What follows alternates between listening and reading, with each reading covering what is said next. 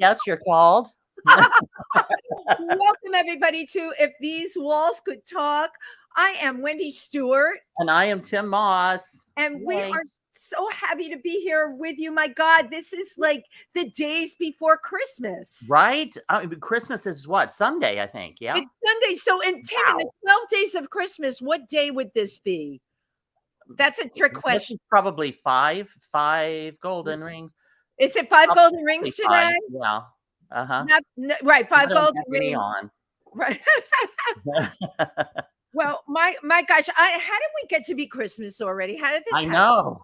Insane. Oh my gosh. Well, I've been running all over the country and did there every time I blink my eyes, Tim is in a different place. And we're thrilled to have him back here with us today. As you know, I've been dancing by myself. Right.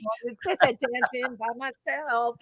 So it's good to have you back. Thank you. Good to be here. And thanks to Tim, I was turned on to a wonderful show at Urban Stages where Tim was performing. The show that I saw was with, of course, the infamous Sue Matsuki. Just set the whole tempo for incredible holiday and warm feelings and memories. And that's who Sue Matsuki is. Like, besides being an incredible voice, when you're listening to her, nothing can go wrong in the world. All that's how she makes me feel. Like none of the bad news items or anything that happened to you in your day, all that goes out the window because you're with Sue and you're being nurtured by the calming, honey, liquid sound of her voice. Now, you were there at Urban Stages on Friday night, right? Well, yes. Yeah, I did two shows. 2 weeks ago, I did my cabaret show. Fabulous. As part of the Winter Rhythms at Urban Stages. And then we left and went to Florida. Icavelli and I did, and we did 50 Shades of Gay holiday extravaganza. We had a ball. And my friend Nurse Jackie came to see you. My friend Jack came. Yeah, at the pub in Wilton Manors. We had a ball. It was so much fun. Right. I stayed on for a couple more days and did staged reading of Little House on the Ferry, which Rob Gould wrote. And I stayed with him for a couple days and got to the ocean outside the window. And I saw you in your Speedo, honey. There. You took a selfie. You were like this. Like, aren't I fierce? And so then I got back. I had two others. I did a show in the Bronx for an elderly community. Yeah, cool. Which was really nice, called Rain. And then Seniors I came back. Have a right to have a holiday show too, you know. Yes, and then I last Friday I did the winter. I did Glitter and Be Gay as the final act for the Winter Rhythms at Urban Stages. Yeah, and very cool. Urban Stages, which I was just turned on to. They do this whole winter series.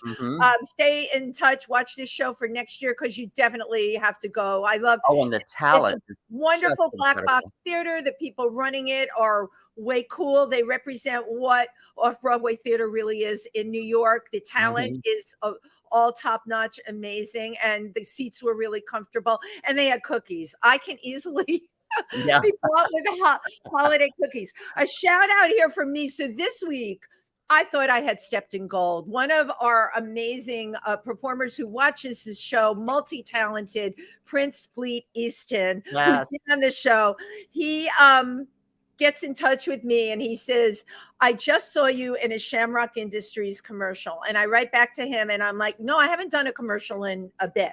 And he's like, no, it's you. I'm like, it couldn't be. He said, it's you. He screenshoots it. And lo and behold, there was my puss hawking this milk. The other icon they have for this company is a cow named Roxy. So I'm like, I know, right? Competition's a stiff thing. So it's me, it's the cow. And I'm like, I never shot this commercial.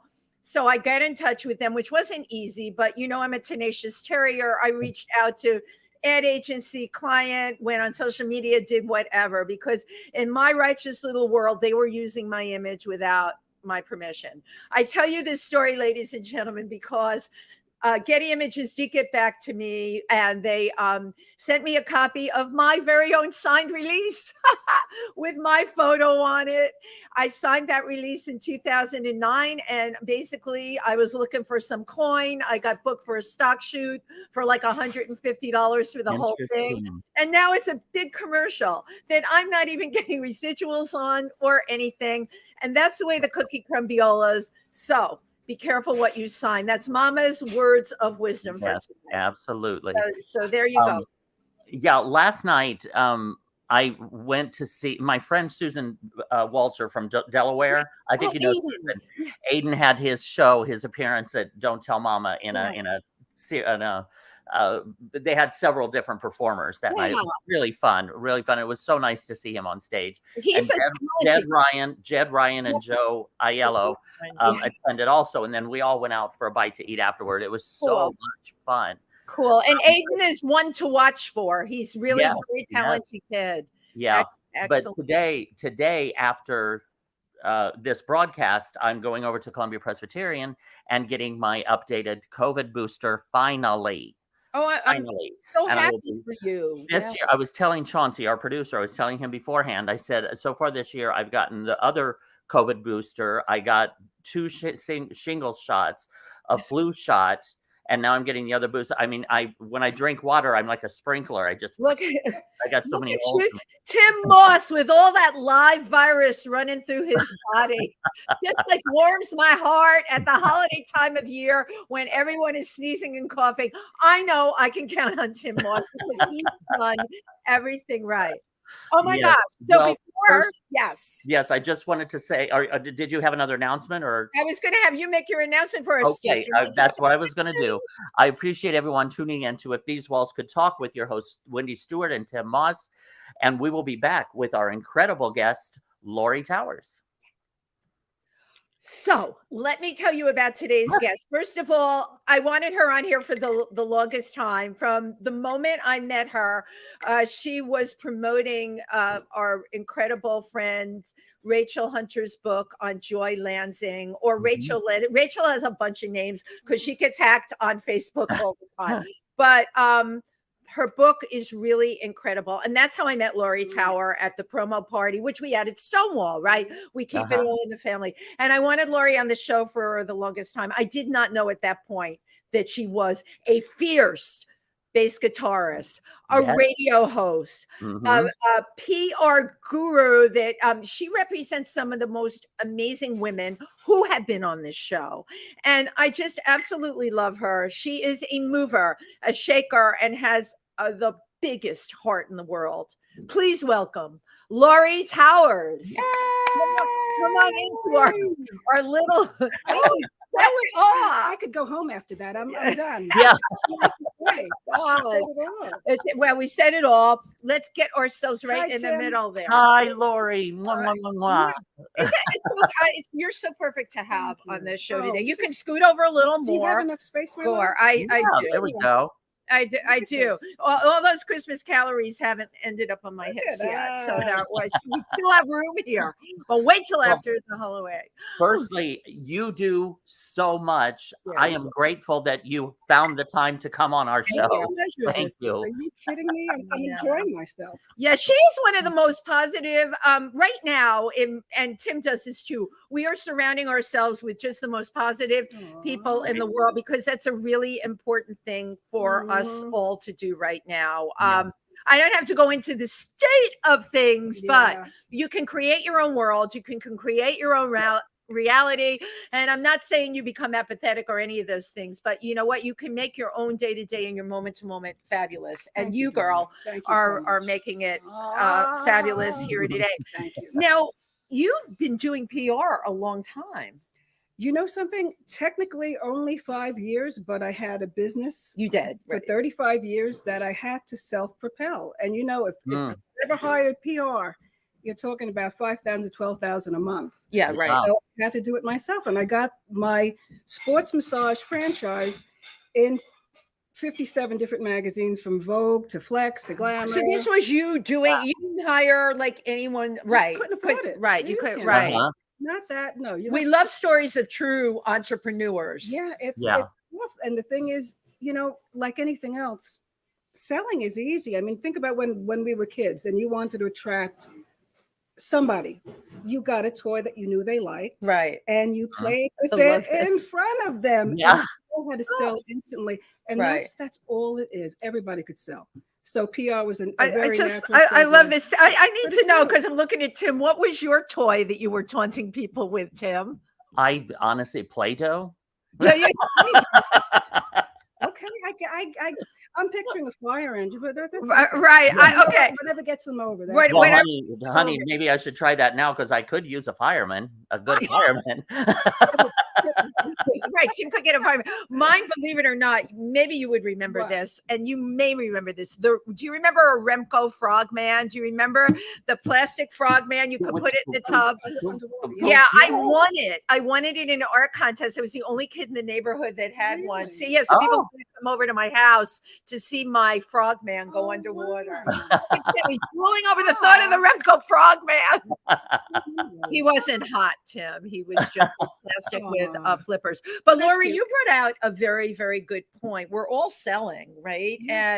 And you're right. When you are forced to do it yourself, so you were able to get placement in all of those magazines. Wow, that's impressive. Like showing up at the right parties, knowing the right people. Oh my God, taking chances, right? Taking chances, schmoozing and boozing. That's and staying with it, because it could never stop. You can't say, well, I'm going to do it just this month. Right. It's ongoing. So it's been 35 years of that.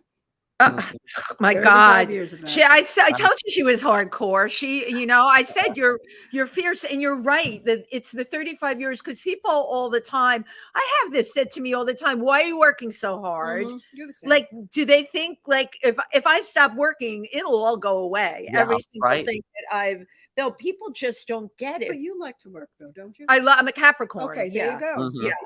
I love to work, but it's like, we focus on something. I always tell people, keep your eye on the prize. So you started out doing this fitness thing. Okay, why that? My degree is in exercise science, and I just added massage on for an extension of something else. Make yourself more dimensional. And within, I would say, 6 months of me taking that board exam, it took off. Wow. And it was never intended. I never minded. I loved what I did, but it was just like all of a sudden you're getting invited to these parties. New York Magazine is doing a feature. Then Glamour comes in, then Allure. And before you know it, you're here.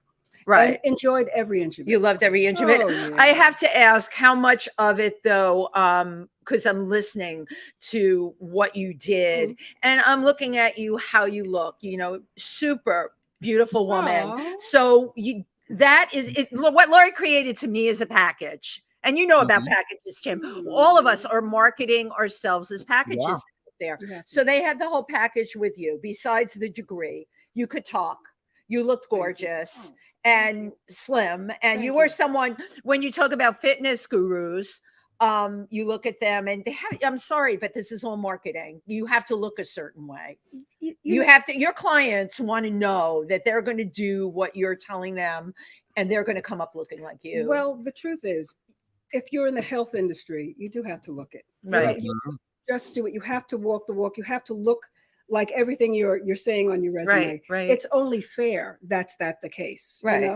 So so it was easy. And working out is my drug of choice. Every day before I even consider anything business-wise, I'm working out. So that could be 4 o'clock in the morning, 6 o'clock in the morning. I can't work. I work out 4 times a week. I can't do it at 4 o'clock in the morning. If that's the only time I could do it, I have to do it. Sometimes though, you're at clubs. Sometimes you're coming in at 4 in the morning. Well, not that late. But you know what? Goes right to her weights. You know what? This is my thought.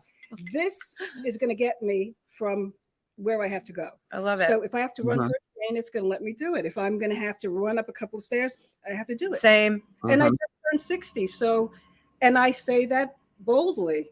This is how 60 could look. Your body doesn't have to break down.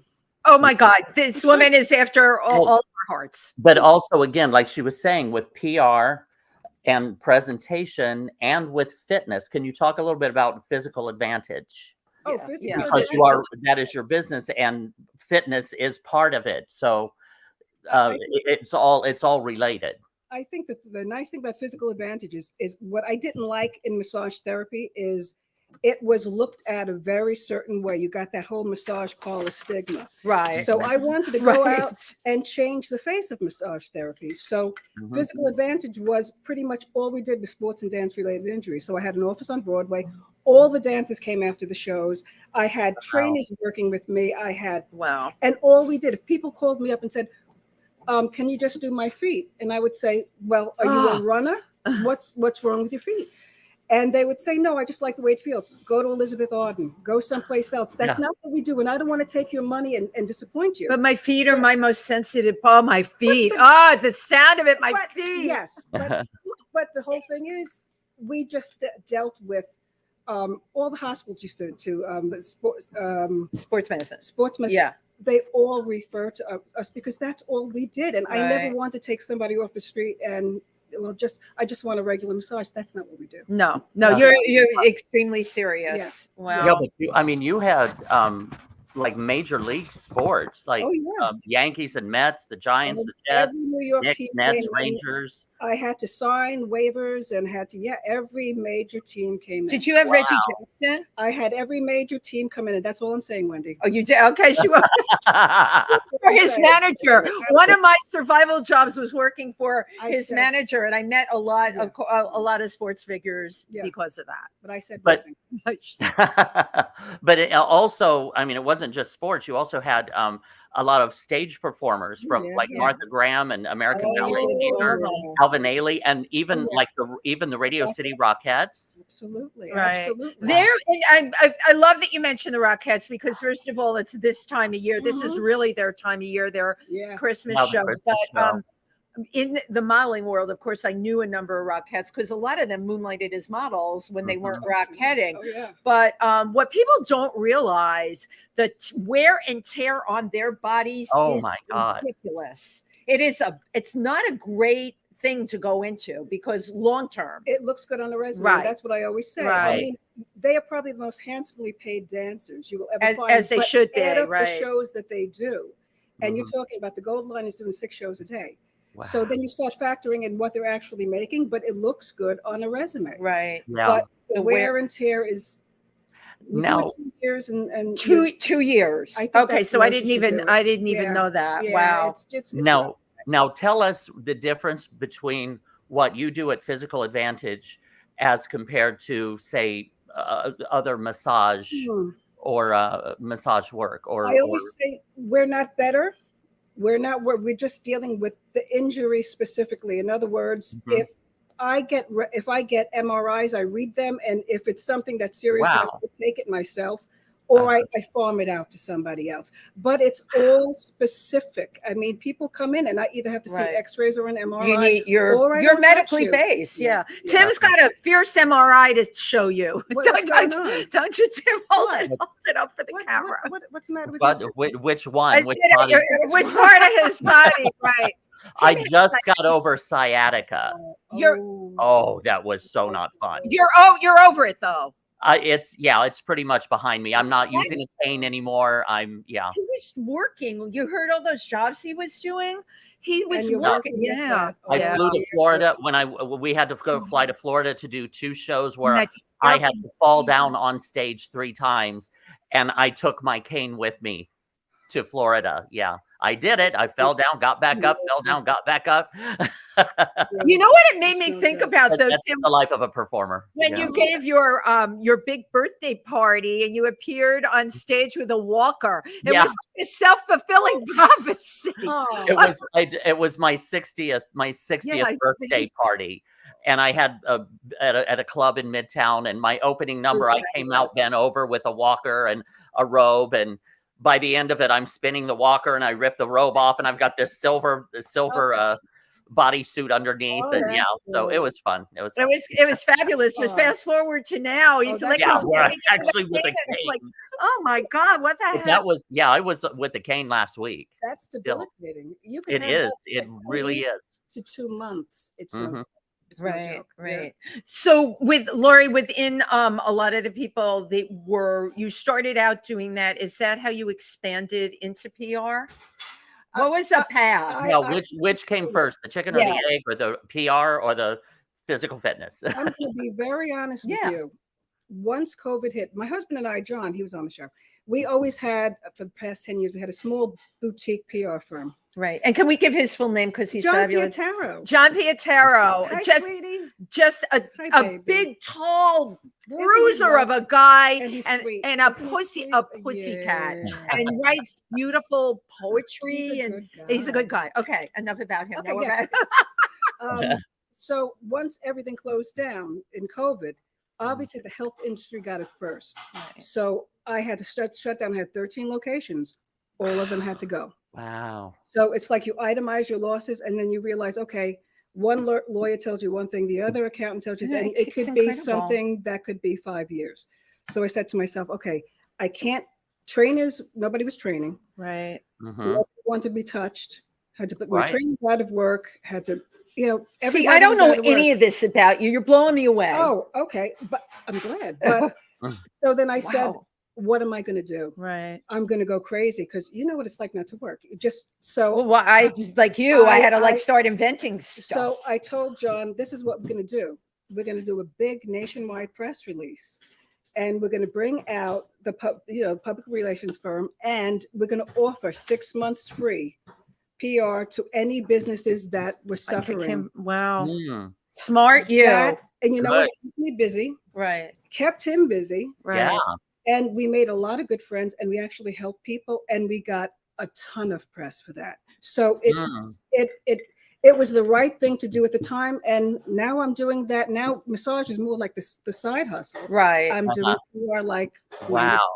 This is a great example of somebody that went out on a limb, woke up like I did or you did, Tim, and said, I'm mad as hell and I'm not going to take it anymore. Exactly. I don't care that they shut New York down March 12th. How could they, and people like us, the self-employed, you're right. No, and with what you did, my God, nobody wanted to be touched. You basically, it's like all of a sudden everything up in smoke.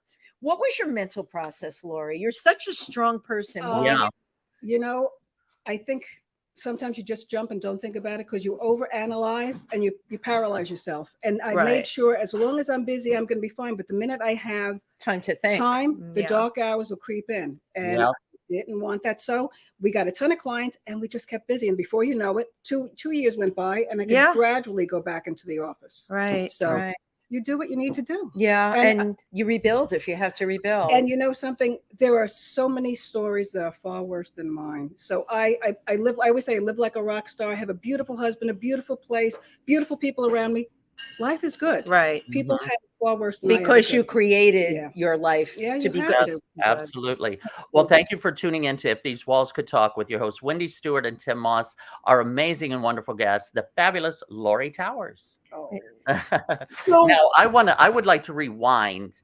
Yes. I found your life has been incredible. And it's just who you are. Right. Where did you grow up? And tell us about the cartooning. Oh wow, you done really. But this will kind of put the pieces into place as to you've always had that push.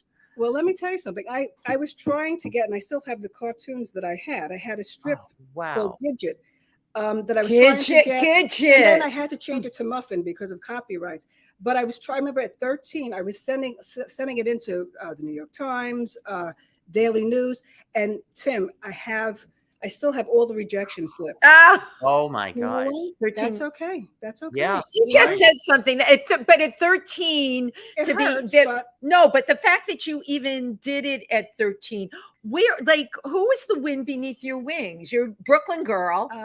What kind of family? I was raised by a single mother, so I guess that's always a little bit strong woman.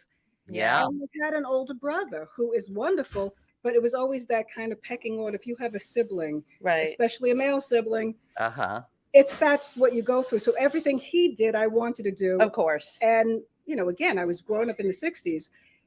He always got the attention for it. Right. So it's like you have to be louder. You have to shake hands harder.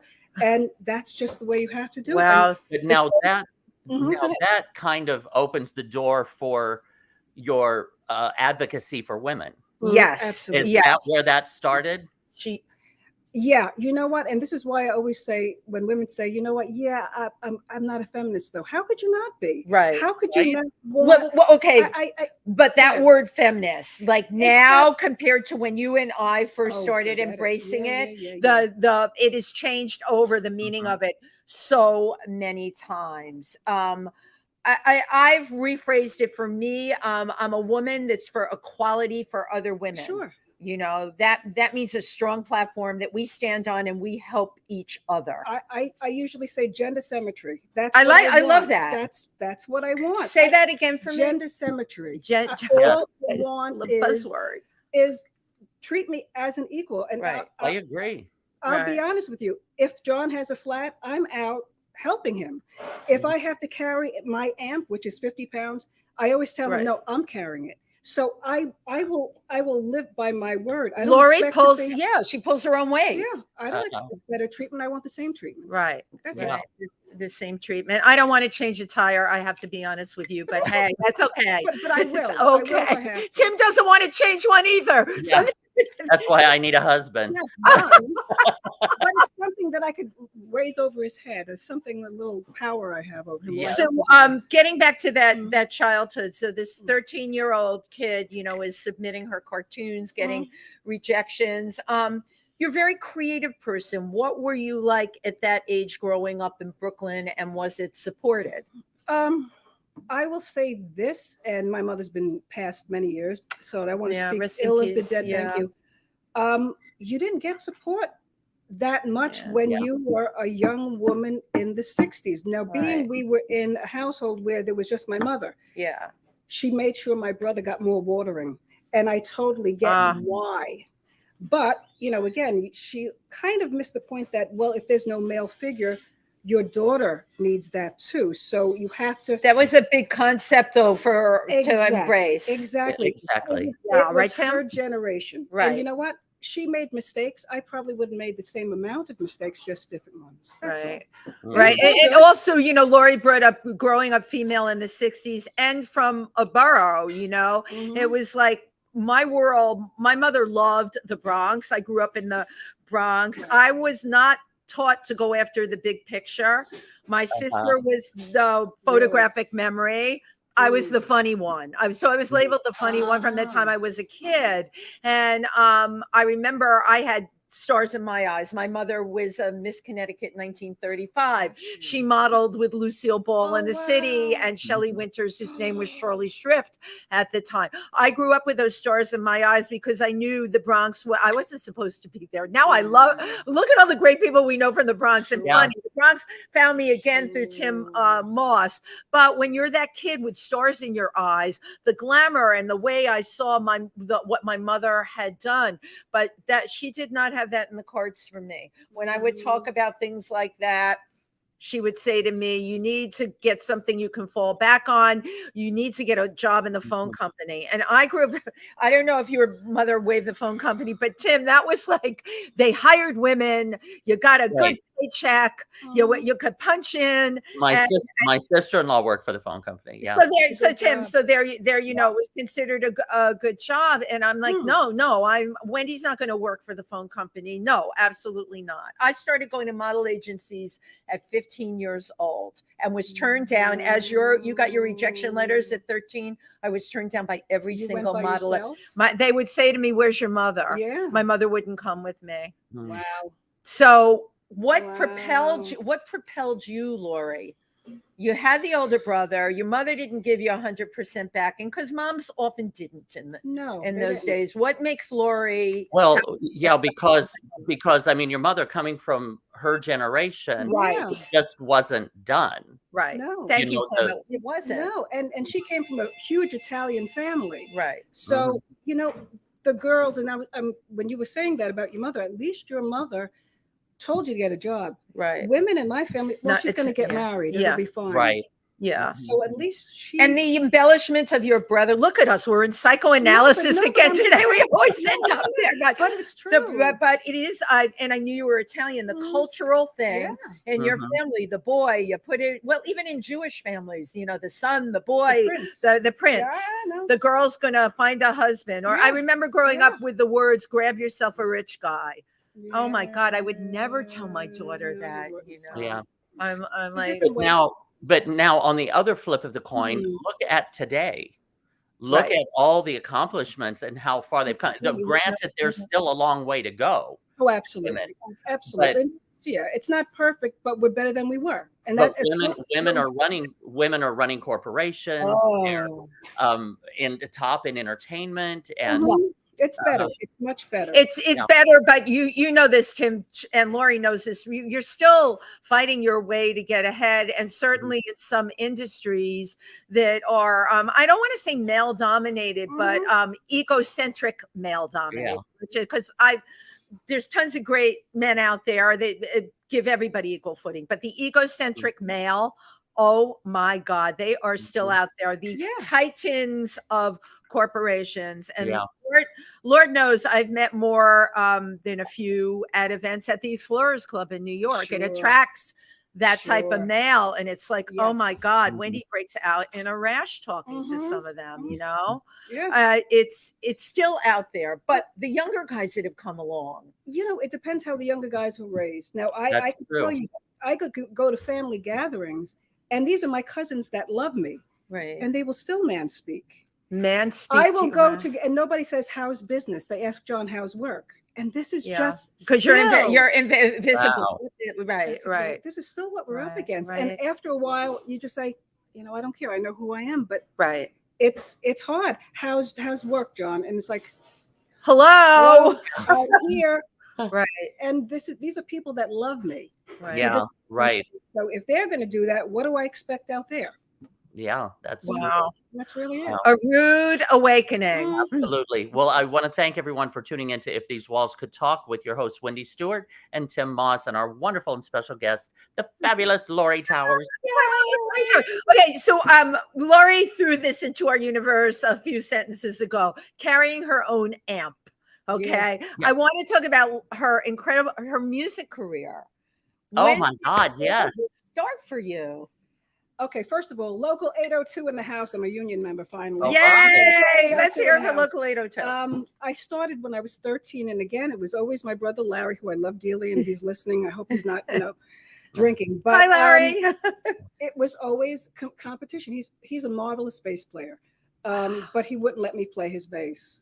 He had this beautiful Hofner, Paul McCartney's bass? Yeah. Beautiful Hofner. And I always so we'd lock the case, and he would tell me, well, you could learn to play if you learn to read sheet music. So, okay, try to read chord charts and everything, taught myself. Then he goes, no, the bass isn't about reading. The bass is about just having feeling. Yeah. So I realized, you know what? I'm not going to play this bass. He's never going to let me win. I got my own and never looked back. And so I'm playing now 47 years. Wow. That is so incredible to me. Yeah. Now, the first time you got on stage and started to play the bass, tell us about that experience. Okay.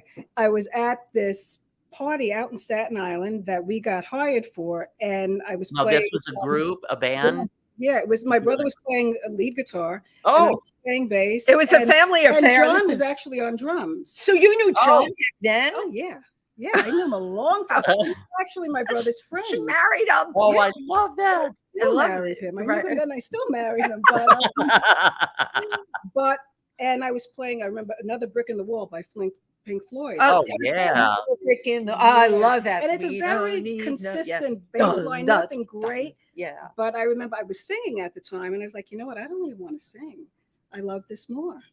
And that was it. And you have a beautiful voice, so I heard you humming a tune before we started. But you wanted to play bass. Yeah. So you and your brother are in this band. Yeah. Too much. Well, I went on to try in those days. I wanted to start an all-female band.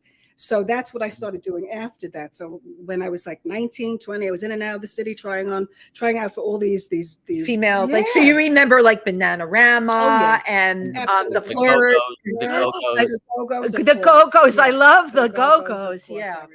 Were they influencers for you? Or? The funny thing is, at the time, I wasn't crazy about how they played. I kind of thought they were very simple. But now I listen to them like, you know what? They were in the pocket. They were good. They had nice little songs. You crank it up. Yeah, right. It's just supposed to feel good. It doesn't have to be technical. Oh, oh my God, I love that. Right. The hell with technical. Well, that was one of my questions, was what genre? Was it jazz? Was it pop? Was it? I would say more funk, fusion, jazz. Oh, but I love great pop. I mean, Carol Kay is probably my favorite bass player, and she's the bass player that you've heard all your life. She was a studio player. She's still with us. She's still doing it. But funk is all about the bass. It's all about the bass. And that's the best thing. The thing that I liked most about disco was it brought the bass up in the track, and the bass player was it. So that's the one thing I always loved about disco, but I was more a pop person. So did you do like cover performances? Like what we did originals, we did covers. I mean, I liked different composition. I liked original music. You know, so if I joined a band, I really like to learn somebody else's interpretation. Yeah. But we did covers too. Yeah. But when you play covers, there's not a lot of freedom. Right. Because you're the perimeters of the person who wrote it in the first place. So being female, being a bass player, what kind of obstacles did you come across? Everything from walking into a Sam Ash and having every possible salesperson come running over. Do you need help with that, honey? Do you want me to plug that in? And Laurie told them where to put that plug. The thing is, now when I walk into a music shop with John, they'll look at us both. How can we help you? But then it was always, how can we help you? And he'd be over there, I'd be over there. But now it's a little bit better. But what I do now is when I plug in, I'll just crank it up and I'll do what I have to do. And usually there's another bass player there who makes his a little louder. So I just stay there. You want to play chicken with me? I play. It's like a pissing contest. Yes. And you know what? And there's no reason, because there's room for everybody. You know, there's absolutely. Everybody. It doesn't have to do that. But if you're going to do that to me, I'm going to, I'm staying on. And again, I love your being. I love that you fitness was always kind of more the man's thing. Yeah. Bass player, always sort of the man's thing. You know, you have walked in to these manscapes, right, and took over. You just did it. I love that about you. Thank you. And again, you have so much to teach other women from your experiences, and that's why you're like the perfect advocate. Thank you so much. Thank you. It's, you know, the truth is, and I tell my goddaughters, I tell my nieces, you know, ask why. If somebody tells you, well, you can't do that. Oh boy, that's a biggie. Ask why. Why exactly? It doesn't have to be a fight. If you're not, I'm more confrontational, but if you, well, why is it just for women? Why? I mean, we're not hearing that much anymore. Right. Well, this is just for girls. But if you think that a dialogue is going in that direction, ask why. Yeah, the why though can be very unnerving for that person. That is because then you get back, why are you being confrontational? I just had an incident before I came here asking for money from my model agency, and they keep they don't I'm like a hot potato to deal with, because like Laurie, I'm honest. I'm like, okay, why is this taking long? I will always ask the why.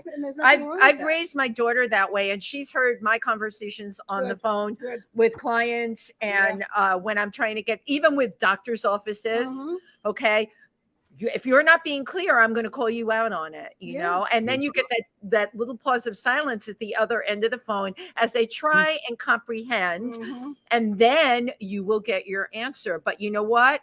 I find as a female, you got to keep pushing. You got to keep pushing. You got to go the extra mile. And even in the medical industry, I always tell women, you have a right. When you go into a doctor's office, she hit the nail on the head with that, right? Because again, older doctors, and there are a lot of wonderful progressive new doctors who are male that do listen. Most doctors of that generation don't, and they dismiss you and keep at it. If you know something is wrong, you keep going. Take it to another doctor. Take it. But doctors very easily corrupted half of women's health just by being dismissive and not listening. Right, by being dismissive. That's what we have to learn. Right. Absolutely. Yeah. Whoa. Well, Again, thank you for tuning into If These Walls Could Talk with your hosts, Wendy Stuart and Tym Moss, our wonderful and special guest, the fabulous Laurie Towers. Oh my God, she's just got me infused. I want to go out to the street and shout out something. I'm mad as hell and I'm not going to take it anymore. Speaking of shouting. What was that? Wasn't that, Tim? That was Network with George C. Network. Yeah, from Network. I'm mad as hell and I'm not going to take it anymore. Right. But speaking of shouting out, tell us about Raising the Bar. Oh, She's Raising the Bar. She's Raising the Bar, was a podcast that I started 10 years ago. It was originally the Bridal Body Shop, and that's a business I had. Right. I've got brides and grooms in shape for the wedding. I love it. And I had a show treatment that I was handing around to different, I wanted to make it into a reality show. So that didn't work. So I said, you know what? Let me start this blog, this radio show. And we changed it. When Trump got into office, I said, you know something, I think we have to do something more specific. And my co-host at the time, Elite Ziegelman, said, you know something, why don't we do something a little bit more feminist? And it took off. There you go. Right. Well, it just seems you instinctively have your hand on the pulse. What do you think that is? Is it an epiphany that you get, or a light bulb that goes off, or you just purely, there are some people that are just purely instinctive and know what to do at the right time? I think it's a little bit of instinct and not being afraid to try something. Being afraid to try. That's a biggie. I love that. Yeah. I mean, what's the worst that could happen? If I get humiliated, it's happened before. It'll happen again. I don't really worry about that. But staying in one place is the perfect storm for failure. Moving forward never is. My God, never is. I need a book from this woman. I do. I need to know. It's one page. No, it's like, this is, Laurie Towers, the codes I live by. Wow. Sharing my day-to-day success with all of you. I love it. We got the title. We got the it's a TV movie of the week. It is. Well, listen, if Harry and Meghan can do it, I mean, come on. Have you seen that? Okay, she put me in the hot seat here. You all know I don't have time for Netflix because I'm so busy promoting my shows, promoting what I do, and following up with everything. It's 11:30 at night, and I'm still on the computer. But I have been making a personal choice to just try and take my mind away from social media and my work and all of that. So what could be fabulous and mindless? I lay on the couch and I go on Netflix. So I saw The Coming Attraction, and you know what it is? I'm going to make a confession to both of you here. It was the fact that The Coming Attraction, Meghan could have been any of the girls that I did modeling or acting with when I first came to New York. Right. She got a role on Suits. All right. Oh, okay. And right. Okay. She did have a legitimate. And then she parlayed her life into something spectacular. And the only other person I knew that did that, I was at the same model agency, and this is a true story, with Marla Maples. And it was Filer Models, and all, I would take the train to my go-sees. You know what a go-see is when you go meet a photographer. Marla started driving up in a limo. And I'm like, what is up with that? And somebody told me, and I knew her. I'm like, hey, you must be dating somebody really important. And she said, I am. Someone told me she met Trump at Marble Collegiate Church, because that was where you went to find a rich guy. My mother was right. Oh my God, I should have listened. He was at church? I bet that's what I was shocked about. Marble Collegiate, though, was like, it was church, but, it was like, models went there to meet wealthier men. Okay. So that being said, I was really interested in Meghan's story because she was a normal girl. Like I'm a normal girl. You're a normal girl. I don't always use the word woman. Yeah. So it interested me. And then I got hooked. I watched the first one, and then it rolled into this. That night I watched all three in a row. And I hate confessing this. I was looking forward to the following week with the three new ones, which I watched too. And sum total of the whole thing, I mean, you know what? Good for her, but it's got nothing to do with the rest of us. But I will say, in the terms of reality show trashness, I think they may have outdone the Kardashians. Because they've got the whole thing with the Kardashians don't have the royal family. Come on, you guys. The royal family is like, you could go on forever with the conspiracies with the royal family. And that's what their 6 episodes, there's so much alluding. The stuff we all heard about Diana, it's all there. So anyway, if you have nothing else to do over the Christmas holiday, have a glass of wine or light up a doobie and watch all 6 episodes. It's only 6. I love Laurie. It's only 6. Yeah, so far there's only 6. Anyway, that's mine. But we have a fascination with. Don't know why. Oh, for me, because our country has a fascination with the royals. We just do. Well, it's, they always say like that's how the other half lives. I guess. It's the other half. It's the fantasy, right? Yeah. It's the total. We got a lot of comments on here. Yes. Well, first, we need to wrap up this segment right now. Tell everybody where how they can find out more about you, about Laurie Towers. LaurieTowers.net. And you could listen to, in fact, my show is tonight with my husband, John, WFMU's Sheena's Jungle Room Beneath the Underground. And on Maker Park Radio every other Friday night, 10 to 12, is Jazz Just After Dark, which I co-host and produce. Wow. He's getting off scot-free. He's not paying for PR. He's not paying for he does. I always tell my husband that too. I do it all, but Alan does the lighting for our show and edits all my stuff. And he's sweet, right? And also Physical Advantage. Be sure to mention that. Everything is in the Laurie Towers link. I have the Physical Advantage. She's raising the bar. I have my performance. Everything's there. So it's LaurieTowers.net. And her website, I have to say, is very concise. It's easy to navigate. You can go on. Yeah, that's really important. Yeah. Well, I just want to say thank you very much. And please go to LaurieTowers.net for all things Laurie Towers. Well, thank you so much. We appreciate you taking some time and coming on. If These Walls Could Talk. Yay. Thank you. Yay. And we'll be right back. Okay, now, the hat's coming off. The hat come off. And chat for a little while. We're still on the air, and we're still on the air, and we have a lot of comments. I'd like to.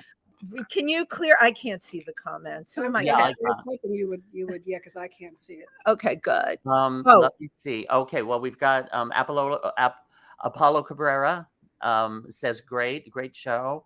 Nice. Stephanie from Boston says hello. Hi, Stephanie. Sue's Genero from Sue's GX. She's an amazing designer. Sue's. She wants you to do a book. Oh, and a shout out from Prince Fleet Easton. Don't mess with Aunt Lucy. So that's the character I was in the commercial. Thank you for tuning in and blowing the whistle. Aunt Lucy. Our good friend Joe Preston says, Laurie, you look fabulous. Oh, she does. Hannah Q says, always nice to hear the stories of strong women. Hannah Johanna is an amazing choreographer, a dear friend of mine, and a mover and shaker. Yeah, and Hannah also says, no wonder you still love frogs, Wendy. And also for Wendy, Apollonia Cruz from the Bronx, she says, I'll change your tire, Wendy. Gotta have friends. Yeah, gotta have friends. Apollonia Cruz also said that you're lovely. I love Apollonia. Absolutely. Now, our friend Joe Preston, he also said, is Towers a stage name or a shortened family name? That's Laurie Towers is my name. That was this. And there's a funny story. When my husband and I were getting married, I had to announce to his family that I wasn't taking his name. It was a big thing. Yeah. So because that's a big Italian name. God, I love that. My father-in-law, may his soul rest in peace, I adored him. But in the beginning, it was like one of those, butting heads. And I walked up and I said, we're getting married in 2 months. I hope you understand that I won't be taking your son's name. And he was like, oh, what are you? Jesus Christmas. I never heard of that. Are you kidding me? And I had to say, well, that's a nice tradition based on male supremacy. But that didn't. Italian father did not go over well. No, but I also said, but I could be a very good part of this family. without taking his name. Right. Because if I'm going to take his name, he's going to take mine. And, I could see my, right. So that you were asking of him. It was, but you know something, later in life, I mean, the last time I saw my father-in-law in the nursing home, he passed 2 years ago, March 17th. And I said, I love you. He said, I love you too. So that's how far we came. Yeah, absolutely. Difference in people. So you have always just been so progressive. Really, like you're way ahead of of the curve of your time. It didn't always make me friends, but I stayed true to myself, and that's really right. Exactly. Well, at the end, you've always walked. You've always walked to the beat of your own pace. Right. You always have your own truth. And ironically, tonight I have Karen Haycox, the head of Habitat for Humanity, coming on Triversity Talk. Oh, good. And of course, researching her, same damn thing, strong, truth seeker, not afraid to open her mouth. And the work that she's been able to do and the changes, it's amazing. Since I made the decision to surround myself with strong women, they are coming like magnets to me. And that is what I need at this point in time. That's exactly right. In my life. And I always say strong people are developed when we're not made. Yeah. We're strong because we keep getting up. We don't advertise the amount of times we fell. Right. Getting up. You'll never know it. Well, okay. So that's going to bring me to you as a PR person. With PR, right, we have to put the best of who we are out there. And we know what to do when that happens. But how do you deal with like just the utter bull of some people that you have to deal with? Because you're right, we get pushed down, we get back up, but there are people that will never acknowledge the push down, and they do it around other women in particular. Like life is just always fabulous and a bowl of cherries for them, and you want to take that person and smack them upside the head and say, get the hell real already. I have to say I'm lucky enough to have clients that I like. Yeah, and I've met your clients. They're fabulous. You fabulous female clients. I don't have to take on the work. Right. I do have other streams of income. So if I feel we're not going to mesh or we don't agree, I mean, political disagreements I could deal with. Of course. But if there's something morally reprehensible, I won't take you on. It's money, it's that's blood money. Right. Yeah, I just don't. Right. It is blood money. A couple more comments. Avalon Cruz also says Laurie is lovely. Jenny Bookwalder says preach. Hi, Jenny. From Indianapolis. Nice. Yes. And Prince Fleet Easton from Palm Springs says have a great holiday, everyone. So. Thank you, Prince Fleet Easton. You're getting some cold mornings there in Palm Springs. It makes me feel good because we're freezing our keisters here. We're about to get like a major. They're calling it a snow bomb. I know. A snow bomb. It's going to start from I think tomorrow. Oh Lordy! So my gosh. Stay in. Go shopping. Go shopping online. Get what you need. So, what is your vision for yourself in the year going forward? We all have visions and the best laid plans. We also know that. But where do you see yourself going next, Laurie? I'm going to go. I'm not going to stop. I'm going to go as far as I can. And from there, I'm going to go as far as I can. I never put a when people say, well, when you retire, who said I'm retiring? Oh, I freaking hate that. Why would I? I'm enjoying myself. I think, that's a whole other topic, though. Let's talk about that people want you, my God, my financial person said to me, he's like, why aren't you going down to Florida? You could play tennis. And I have an ice pick through the phone so I could stab myself in the eye. What makes you think that I haven't spent X amount of time getting to where I am now? I am going to reap those rewards. You better believe it. And so are all the people that are in my world. I don't. Where does this come from? The golf course and the tennis. It's the expectation, other people's expectations of, well, if you're at this, and didn't you notice that all through life? People, oh my God, they were asking me when I was young, when are you getting married? Like getting married to have children and all of this. Well, then when the gay thing, then, I mean, people, they're just constantly pressuring you all throughout life Yes. based upon their experiences. It's their criteria, right, Tim? It's their criteria. Societal structures. And right. For men, for women, and eventually we're all oppressed until we move forward. And that's really it. I could do a million T-shirts with this woman. I think we should open a T-shirt. There's another thing. There you go. Book. We have T-shirts with sayings of empowerment. Yeah, absolutely. But it's true. People tend to judge you by their own criteria. And Tim, you know what? I'd be a liar to say every now and then, when I am a human being, when I've been on the subway 8 times in one day. Now, thank God, as Laurie and I were saying, there's more police on the platform. Thank God. But when I've had those really New York gritty days, like bad auditions, clients that you did something for that you think maybe that was a job and you should have gotten paid for it, and you don't. When you have that, I think about, that suggestion of the golf course or the tennis court. And then I have to say to myself, Wendy, look at yourself. You're on a live stream with Christmas lights on. That's who you are. Right. No, right. And you don't need to wear the Christmas lights, but we're people that live our life in the bling. And by that, I mean the energy, what we get from talking to other people, performing. We're people. Right. We're people. Yeah.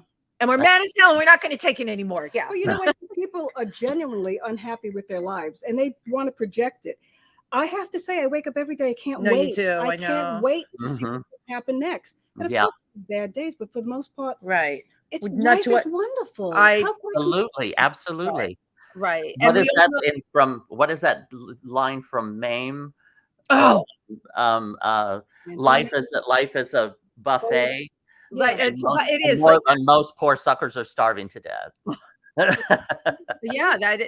because the buffet is laid out before you, but you got to get your ass up and go get it. Yeah, and sample it. That's what that buffet is for. Well, I was saying to somebody the other night, at the end of the day, you never know if tomorrow is promised to you. Thank you. You just don't know. Right. So the bottom line is, all of us, maybe many years from now, are going to be spoken of in the past term. All of us. So do it now. Do it right. Clean up whatever you have. Any problems you have, clean it up. Enjoy what's here, because we just don't know from one day to the next. We do not know from one day to the next. And the more I talk to this woman, I'm like, this isn't meant as an insult. You would be an amazing life coach. And up until hearing what a lot of the people I know that do life coaching, it's like, seriously, who told you should be a life coach? Your life is so screwed up. And now you took a course and got a certificate, and you're going to tell other people. But you, my dear, thank you. You, my dear, you're an extremely supportive person, and you push the positive stuff out there. I try. And wisdom. You've got life wisdom. Thank you. Right. That we appreciate your sharing with us. And you shared it with us. A couple other yes. DX also says, yes, do a book, please. Yeah. You do the book. Thank you. I thought that one was very important. And our good buddy Ike Avelli says, happy holidays. Happy holidays. I love Ike. Ike is amazing. He and I went to Florida and did 50 Shades of Gay. And he's incredible. Oh, and while you're talking about Ike and everyone, December 28th, right here at PANGEA, where we're streaming, is 27. Thank you, Tim. He keeps me honest. It's a Tuesday night, 9:30. Kobe Cole is having his nouveau riche holiday party here. It's going to be a great show, and a whole bunch of us are coming. We'll be in the audience. Just come and party with us, folks. Yeah. If you're watching this, that's going to be a fun night. This is a hard time of year for a lot of people. It really so is. I'm inviting you here. It's like a $5 cover. You'll have the bartenders are great. You'll have a wonderful show. The talent is off the chart in every one of Kobe's shows. Every one of Kobe's shows. So please come here on December 27th at 9:30 at night. Okay, I got it right. Jesus Christ. I'm having a blonde moment. So what is next? What is your next adventure? I'm having a great time with the shows.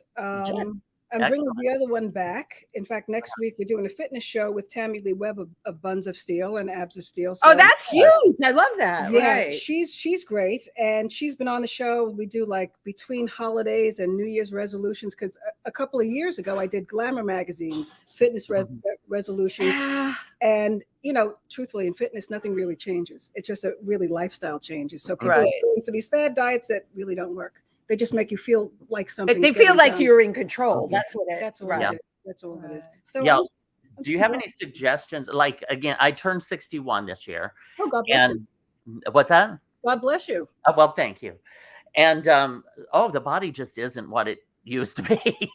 Never is. So I have to adjust. Yeah, exercise. I've had to constantly evolve, especially the past couple decades. You know, and any suggestions? Just maybe stay within our boundaries, or you know, our boundaries kind of change as we age. You know, the truth is metabolism after a certain point does slow down. So that's just the way it is.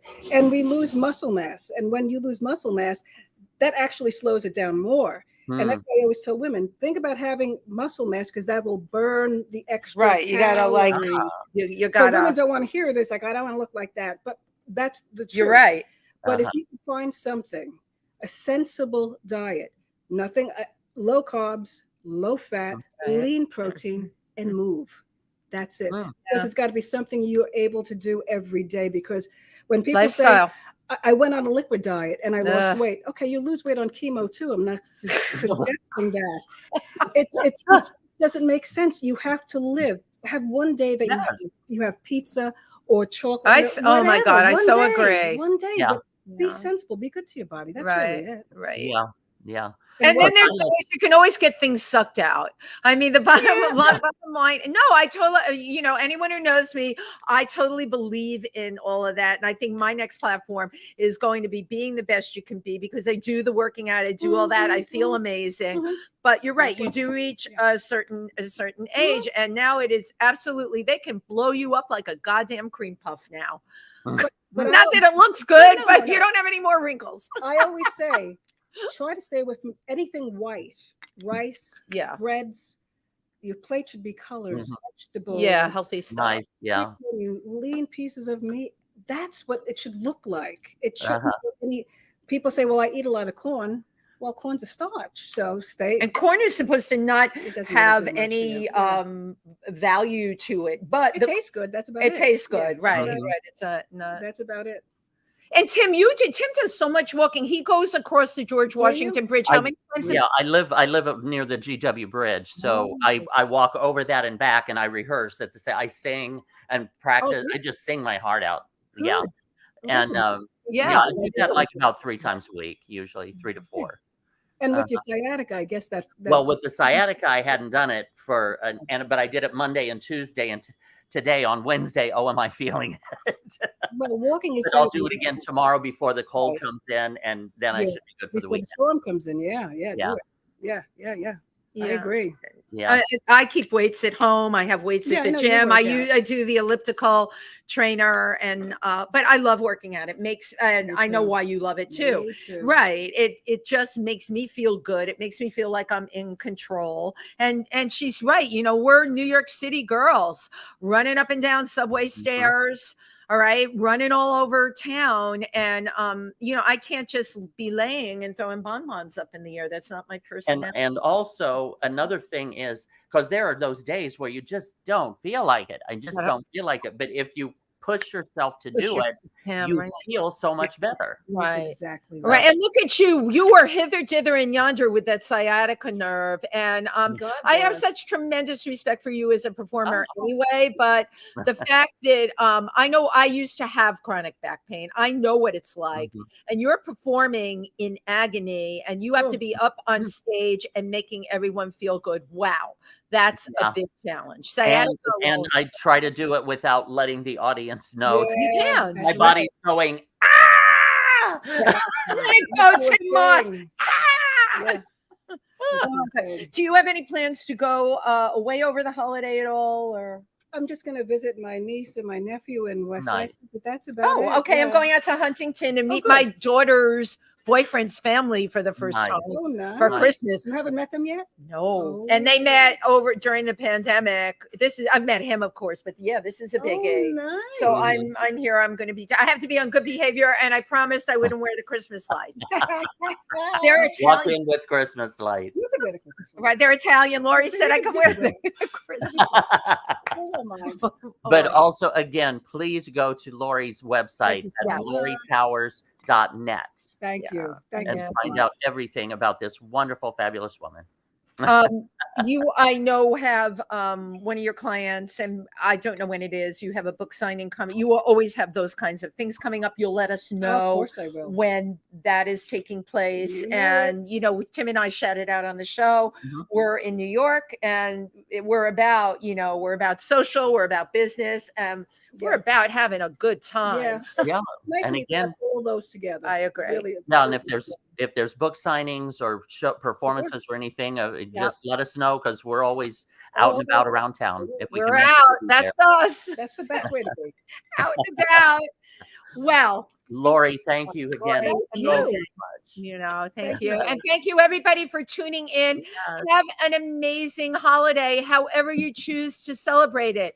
There's no pressure. If you want to stay home and sit on the couch and watch Netflix, the Harry and Meghan story, you do that. Just have a whole bottle of wine with you. Believe me, it's better if you're like a little tipsy. You'll like it better. But also reach out to people that you know that may be alone this holiday. Absolutely. It's really important to remember that, you know, and share the love. Okay. Because we're all in this together. Amen. So, amen. Happy holidays, everybody. Bye-bye. Happy Kwanzaa and happy Merry Christmas. Happy Happy Kwanzaa. Happy Hanukkah. Happy